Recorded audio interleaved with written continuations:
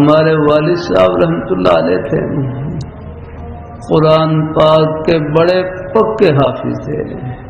میں نے پوری زندگی سوائے ایک مرتبہ کہ ان کو ناظرہ قرآن پاک پڑھتے نہیں دیکھا، ہمیشہ زبانی پڑھتے تھے۔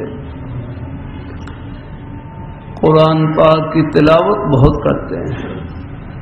گھر میں بھی ہم دیکھتے فجر کی اذان سے تقریباً 1-1.5 گھنٹہ پہلے کھڑے ہو جاتے، بس تہجد کی نماز پڑھ کر پھر وہ قرآن پاک کی تلاوت شروع کر دیتے۔ پورے گھر میں تقریباً آواز گونج رہی ہوتی ہے الحمدللہ۔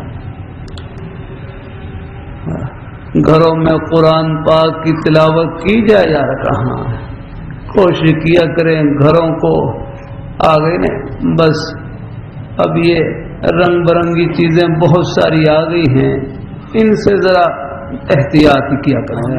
ہاں، گانے بجانے کی چیزوں سے دور رکھا کریں۔ ہاں، قرآن پاک کی تلاوت سے اللہ تعالیٰ کی رحمت نازل ہوتی ہے۔ یہ گانا بجانا، یہ چیزیں تو اللہ تعالیٰ کی رحمت کو دور کرنے والی ہیں۔ ہاں، اللہ تعالیٰ اپنی مہربانی فرمائے، اللہ اپنی مہربان ہے۔